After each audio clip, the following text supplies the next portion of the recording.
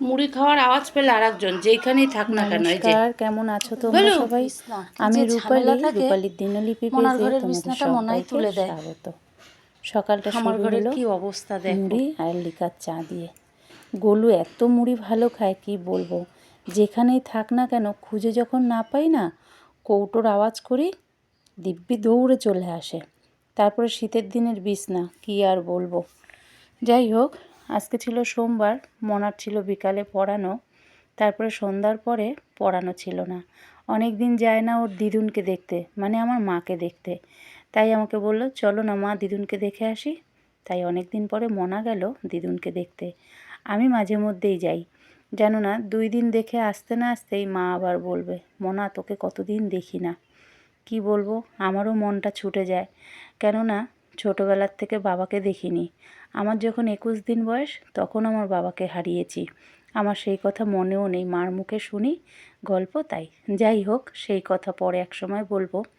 আমার বাড়ির থেকে যেতে প্রথমে পড়ে আমাদের জয়গাছির রথতলা মন্দির, তারপরে পড়ে একটা কালী মন্দির, তারপরে পড়ে বাবার বাড়ি যেতে গলিতে এই দুর্গা মন্দির। তারপরে যাই হোক, মিষ্টির দোকান থেকে একটু মিষ্টি নিয়েছিলাম আর জিলাপির দোকান থেকে একটু জিলাপি নিয়েছিলাম। মা কিছুই খেতে চায় না, তাও নিয়ে গেলাম যদি খায়। আর মনা আর আমি খেয়েছিলাম মিষ্টির দোকান থেকে ভেজ বল। তারপরে ঢুকেই দেখি ভাইপো পুজো দিচ্ছিল। ওর কথা তোমাদেরকে অন্য একটা ভিডিওতে বলবো। তারপরে যাই হোক, দেখো মা অসুস্থ ছিল অনেকটাই, এখন অনেকটা ভালো। মা যে এইভাবে কথা বলছে দেখেও ভাল লাগছে, জানো না।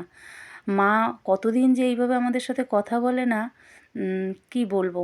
যাই হোক, আজকে মনাকে দেখে মা ভীষণই খুশি। আর মাকে আমি ইয়ার্কি মেরে বলছি, ও মা, মনা বড় হয়ে গেছে, বিয়ে দেবা না?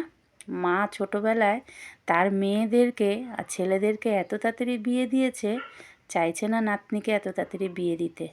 যাই হোক, মারও কিছু পুরনো গল্প বলল, আমার বাবার কথা, আমার ঠাকুরদাদার কথা।